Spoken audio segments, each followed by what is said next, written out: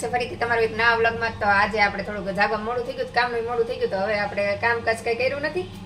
નાહી ધોઈને સીધા જ આપણે નાસ્તા પાણી કરી લીધા। નાસ્તા પાણી કરીને આવી ગયા છે રસોઈ કરવાના। મેહોલ જાગી ગયા છે કે આરો ટિફિન આપી દે ને તો હું ફટાફટ ટિફિન લેતો જાઉં। તો ટિફિનની તૈયારી કરું તો જો અહીંયા આપણે ફુલાવરનું શાક કરવાનું છે।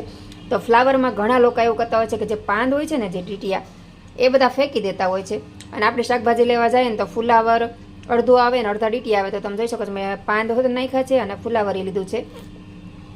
તો આપણે શાક લેવા જઈએ ને તો ફુલાવર અડધું અડધ પાન આવે છે। તો હું દર વખતે ફુલાવરના જે પાન છે એને ક્યારે વેસ્ટ નથી જવા દેતી, કેમ કે ફુલાવરના પાન તમે એડ કરશો ને તો શાકનો ટેસ્ટ બહુ સરસ આવશે અને હેલ્ધી પણ છે અને ફાયદાકારક પણ છે। તો ઝાઝા ભાગે 99% લોકો ફુલાવરના પાન જે પાછળનો ભૈસો આવે છે એને જવા દે છે, પણ એને જવા નહીં દેવું જોઈએ। ફુલાવરનું શાક તમે કટિંગ કરો ને એની સાથે તમારે આવી રીતે ઝીણે ઝીણું કટિંગ કરી નાખવાનું। અને થોડુંક ઝીણું કટિંગ વધારે કરવાનું, ફુલાવરનું થોડું કટિંગ મોટું રાખવાનું। તો તમે જોઈ શકો મેં કટિંગ કર્યું જ છે। આવી રીતે કટિંગ કરીને પછી તેનું શાક કરવાનું તો ટેસ્ટ ખૂબ સરસ આવશે અને ફુલાવરનું શાક ખાવાની પણ મજા આવશે અને હેલ્ધી પણ બનશે। તમે એકલું ફુલાવરનું તે ઉપર વ્હાઈટ જે ભાગ આવે છે એનું તે શાક કરો છો અને પાન જવા દેશો તો એવું ન કરવું જોઈએ। પાન એની સાથે નાખો ને તો એનો ટેસ્ટ સારો આવશે અને હેલ્ધી પણ બનશે। તો ચાલો આજે આપણે ફુલાવરનું શાક ને રોટલી બનાવવાની છે, તો ફટાફટ આપણે રસોઈ બનાવી નાખીએ। તો હું ફુલાવરનું કે શાક કેવી રીતે બનાવું છું તમને બતાવું। તો આપણે સૌથી પહેલા તો છે ને ધીમા ગેસ ઉપર તેલ મૂકી દઈશું। તેલ હું કઈ બહુ ઝાઝું નથી મૂકતી, કેમ કે છોકરાને ટિફિનમાં દેવાનું હોય શાક, એટલે ટિફિનમાં તેલ વાળું થાય ને તો છોકરા ન બગડે, એટલે તેલ આવું ઓછું મૂકું। તો આપણે એક પાવડું તેલ મૂકશું અને પછી જીરુંથી વઘાર કરી નાખશું। જીરું ને હિંગ નાખીને જીરું નાખી દીધું, ચપટી હિંગ નાખી દઈશું। અને હવે આપણે આજે ફુલાવર સુધાર્યું ને એને ધોઈને સારા પાણી 2-3 વાર ધોઈ નાખવાનું। આમાં ઈળું ન નીકળે એનું ખાસ ધ્યાન રાખવાનું, કેમ કે ફુલાવરમાં ઈળું હોય છે અને બને ત્યાં સુધી તાજું જ ફુલાવર લાવવાનું। તાજું લાવવાનું તો એમાં ઈળું જ નીકળતી, અને જે લાવો ને તે બને ત્યાં સુધી શાક કરી નાખવાનું। 2-3 દી પડ્યું ને તો પછી ઈળું થઈ જાય। હવે આ ફુલાવર આપણે આમાં એડ કરી દેવાનું છે, ધોઈ નાખી દેવાનું। હવે આપણે એમાં હળદર નાખી દઈશું, 1/2 ચમચી હળદર અને સ્વાદ પ્રમાણે નમક। અને ફુલાવરના શાકમાં નમક હંમેશા ઓછું નાખવું, કેમ કે ફુલાવરનું શાક છે ગળી જાય। જેટલું હોય ને એનાથી જેટલું નાખતા હોય એનાથી અડધું છે આપણે ફુલાવરમાં મીઠું નાખવાનું। અને 1 ચમચી આપણે ધાણા જીરું નાખી દઈશું। હવે આપણે શાક મિક્સ કરી લેવાનું છે અને હવે આને છે ને ધીમા ગેસે આમને ચડવા દેવાનું। આમાં કાંઈ પાણી નહીં નાખવાનું।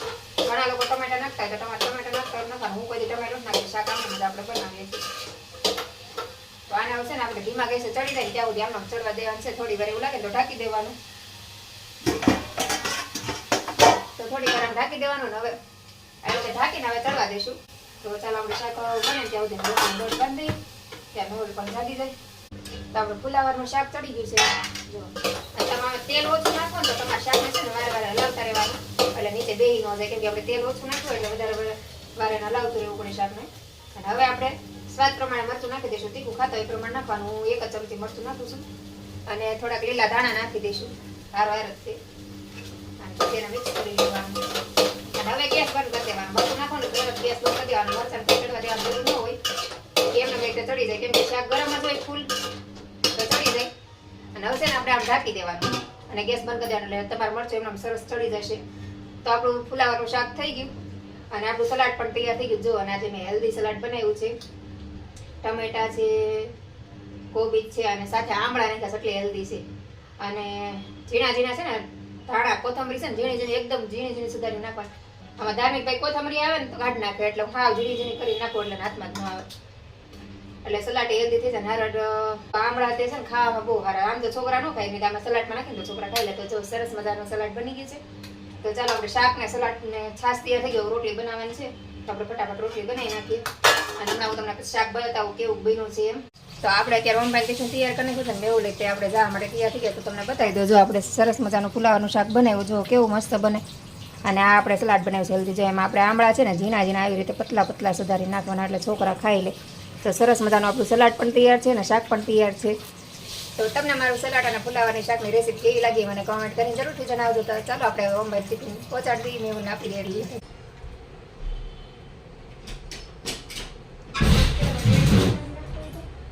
કેમ મોડું થાય છે અત્યારે?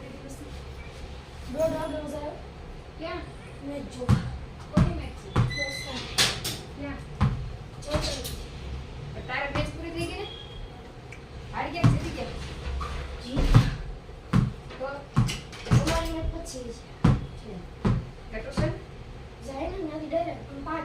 6-7 દોસ્તો છે. હારવાર જમવા આપી દો ને. અને આ દફતર વ્યવસ્થિત મૂકતો હોય તો તમે કેટલી વાર તમે કહેવાય.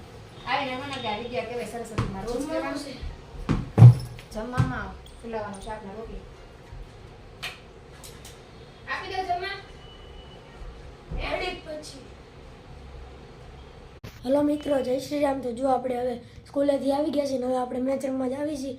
તો હાલો બધા મેચ જોવા. શિયાળામાં ત્યારે જાગવાનું જ મન ન થાય. ક્યારની સુધી એમ થતું કે કામ છે તો ઊભી થાવ, ઇસ્ત્રી કરવી છે તો ઊભી થઈ જા. પણ ઠંડો એટલી લાગતી હતી ને તો ઊભું થવાનું મન જ ન થતું. આમાં ધાર્મિક ભાઈ તો ટ્યુશનમાં જવાનું હોય એટલે એને તો જાગવું જ પડે. તો જે ભાઈ બ્લેન્કેટ ઓઢીને સૂતા હતા ને એ જો સ્વેટર નાખી દીધું છે. તે ઘડીક વાર સૂતા ભાઈ કે ધાર્મિક ઓઢ સ્વેટર પહેર, કોઈ દિવસ સ્વેટર નવું ન પહેર. આવતા ઠંડી જેટલી પડે ને સામેથી કે મમ્મી સ્વેટર લઈ તો કે લઈ તો બ્લેન્કેટ લઈ તો ભાઈ ઘડી સૂતા હતા ને પાછો ટાઈમ થયો તો પાછા મેચમાં ગયા ને ત્યાંથી પાછો ટ્યુશન વયો જશે ને આપણે અત્યારે જાગીને ફ્રેશ થયા. તો હાલો આપણે ઇસ્ત્રીને કરવાનું છે. ઇસ્ત્રીને કરી નાખીને ધાર્મિકભાઈ બ્લેન્કેટને બધું વેરું છે એ બધું લઈ લઈ. હું હજી જાગી જ છું. ત્યાં આપણે બધું કામ પતાવી ત્યાં મમ્મી ધાર્મિકભાઈ પાસે આવી જાય. અને ઇસ્ત્રી જસ્ટ આપણે તપાવવા મૂકી દીધી છે. અને આ જો ઢગલો થઈ ગયો છે કપડાનો.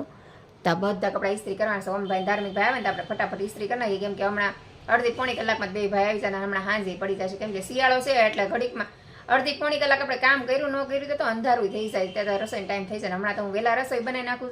6:30 રસોઈ કરું ને 7 વાગે આપણે રસોઈ થઈ જાય. અને 7:30 તમે મા દીકરો તાણે જમાઈ બેસી જાય. અડધા કપડાં ઇસ્ત્રી કરીને અડધા કપડાને બાકી રહી. અડધા હજી મેહુલના કેટલા છે તમે જુઓ. આ બધાય કપડાં ઇસ્ત્રીવાળા છે. અને હજી આ ઢગલો તો જ ઇસ્ત્રી કરવાનો બાકી રહ્યો. અડધા ઇસ્ત્રી ત્યાં અડધા ન ત્યાં. મેહુલના કપડાની ઇસ્ત્રી કરવી ને તો આખો દિવસ જોઈ. પણ તમે જુઓ કેટલા તો કપડાની ઇસ્ત્રી કર્યા. હવે એટલા કપડાને મેં ઇસ્ત્રી કર્યા અને જેટલા બાકી રહી ગયા તો કેટલા કપડાં વિશે વિચાર કરો. તો હવે આપણે રસોઈનો સમય થઈ ગયો છે ને ઓમભાઈ આવવાનો ટાઈમ થઈ ગયો છે. તો હાલો હવે આપણે રસોઈની તૈયારી કરી નાખીએ. નાસ્તો કરી લીધો ને હવે આપણે ઓમભાઈ ધાર્મિકભાઈ આવવાનો સમય થઈ ગયો છે. પાલકની ભાજી વીણી નાખું તો સરસ મજાની પાલકની ભાજી વીણીને સુધારી નાખી. અને લસણ એ સુધારી નાખ્યું ને હજી થોડુંક લસણ ફોલવું પડે એમ છે ફોલ નાખું. કેમ કે પાલકની ભાજી હોય કોઈ પણ જાતની ભાજી હોય એમાં તમારે ફૂલ ચડિયાતું લસણ હોય ને તો જ તે ભાજી ખાવાની મજા આવે. તો બે ગાંઠિયા આપણે લસણ ફોલીને એમાં ઝીણી કટકી કરીને એનો વઘાર કરીને એટલે ખાવાની મજા આવે. તો આજે પાલકની ભાજી બનાવવાની તો ફૂલ લસણ પેલા ફોલી નાખું. ભાજી સુધારી નાખી જાવ. તેલ ગરમ મૂકી દેવાનું ત્યાં લસણ સુધારાઈ જશે ને ફોલાઈ જશે. અને અમારા ઓમભાઈને આવવા સમય થઈ ગયો છે. તમે પહેલાં આપણે ભાજી બનાવીને મૂકી દઈએ ને તો છોકરા આવે ને તો ફટાફટ આપણે જમવાનું બનાવી નાખી. તો આજે બનાવવાના છે આપણે પાલકની ભાજી ને રોટલા. તો મેં ભાજી બનાવી નાખું ને પછી રોટલા પછી બનાવી. સોમ આવે ને પછી તો ભાજી બનાવીને રાખી દો ને. આવે છે ને પાલકની ભાજીને પરોઠા બનાવી દઉં. હે દમો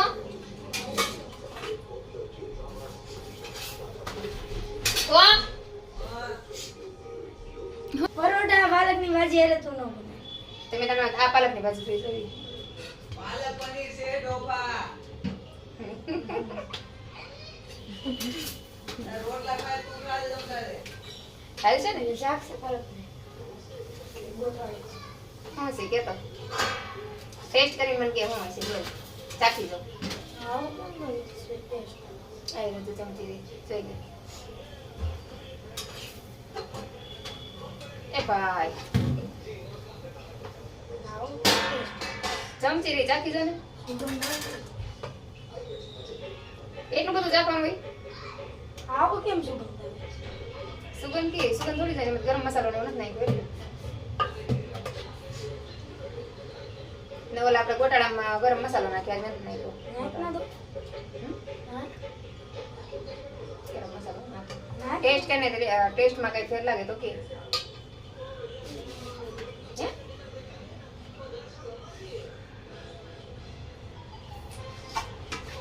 ટેસ્ટ કરી જાલતી હું લાગે.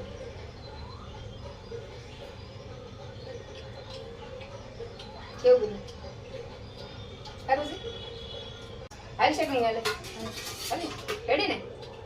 પાલકોની શાક છે ને? હે? ગોઠવાડી. તને શું લાગે છે? આ તો ગોટાળો જ હોય ને કઈ. ગોટાળો જ હોય ને. ગોઠવાડી છે. હવે જમે ને મજા આવશે ને હવે તો. હા મોટું છે આમ તો ભાઈ. પછી ખુશ થઈ ગયા ગોટાળો છે કે? હાલો તો લઈ જાવ ને પરોઠા જો બનાવીને ખાશે. ગોટાળો રોટલા ને મજા જ આવશે છાશ.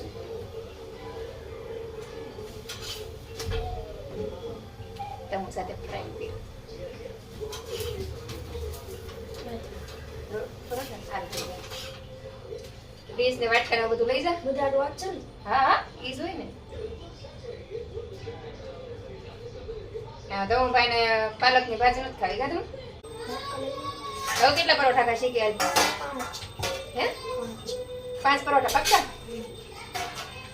એમાં જે કેવો નહીં ખાય ને પાછું વેટ કરી હા વેટ કરી ગોટાળો હોય એટલે ધમુભાઈ કાંઈ ન હાલે ધાર્મિકભાઈ જો હમણાં 5 પરોઠા ખાઈ જશે ગોટાળો છે ને ધાર્મિકભાઈ પાલક પનીર પાલકની ભાજી બનાવી હતી તો ધાર્મિકભાઈ નું મન નહોતું મેં પાલકની ભાજી બનાવી હતી તો ધાર્મિકભાઈ મન નહોતું મેં ગોટાળો બનાવી જમી લઈને પછી સિગરેટ ખોલું થોડુંક ઉપરથી ચીઝ નાખજો એટલે એમ લાગે ગોટાળો છે એમ ચાલો ધાર્મિકભાઈ મમ્મી સાથે પ્રેન્ક કરીએ લાવ ગોટાળામાં ચીઝ નાખવાનું ભૂલાઈ ગયું ના બેન ચીઝ નાખજો એટલે ગોટાળો થઈ ગયો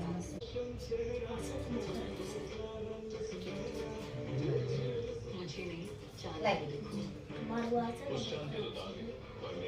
અને પછી મિક્સ કરી નાખજો યાદ તો કીધું ને ટમેટા વાળો ગોટાળો ન હાલે ટમેટા ને કાંદા ને ન હોય એટલે વિધાઉટ ટમેટા કાંદા પ્યોર જૈન ગોટાળો બનાવ્યો જૈન ગોટાળો સુપર મસ્ત કેટલા પરોઠા ખાધા 5 મિનિટ 5 પરોઠા ખાધા તેવો તે કેટલા પરોઠા ખાધા મજા આવી ચાલ મજા આવી હવે આપણે સિગરેટ ખોલું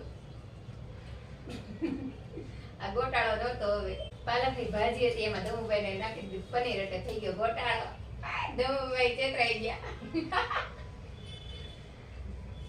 ઉલ્લુ બનાયા બડા મજા આયા આજે ને બધા મનના વેમ છે સમજા કે આ ભાવે નો ભાવે ગોટાળો કીધું ખાઈ લીધું ને તે હમણાં કીધું કે ભાજીમાં મેં પાલકની ભાજી મેં બનાવી નાખી હતી પછી તે કીધું કે મારે ભાજી નથી ખાવી એમ પનીર ખમણી નાખી દીધું અને પછી કીધું ગોટાળો છે એમ કેવી મજા આવી જમવાની ધાર્મિક ભાઈ ને ઓમભાઈ ગોટાળો બહુ મજા આવી ખાવાની એમાં ધમુભાઈ જો 5 પરોઠા ખાધા કા ધમુભાઈ 5 પરોઠા ખાઈ ગયો 5 પરોઠા ખાઈ ગયો મેં બનાવ્યો તો ભાજીને પાલકની ભાજી બનાવી નાખી હતી એની અંદર આપણે પાલકની એ કે મારે પાલકની ભાજી નથી ખાવી મેં એની અંદર નાખી દીધું પનીર ને પછી મેં કીધું કાલે ગોટાળો છે ખાઈ લઈએ એમ તે ભાઈ 5 પરોઠા ખાઈ લીધા 5 પરોઠા ખાઈ ગયો તો ધાર્મિકભાઈ જમવાની મજા આવી ગઈ ધાર્મિકભાઈ સાથે અમારો ફ્રેન્ક થઈ ગયો મસ્ત મજાનો જમી કરીને નવરા થઈ ગયા ને અમને ધાર્મિકને તો એની સાથે ફ્રેન્ક કરવાની બહુ મજા આવી અને અમે છોકરા કંઈક ખાતા ન હોય કંઈક નાટક કરતા હોય તો એની સાથે હું આવું જ કરું કે એમ કે આવું નથી ખાવું તો એમાં કંઈક મિક્સ કરીને કંઈક અલગ જ ચીઝ બનાવીને આપી દીધી એને કંઈક નવું લાગે અને હેલ્ધી વસ્તુ ખાઈ લે તો છોકરાને હેલ્ધી વસ્તુ ખવડાવવાનો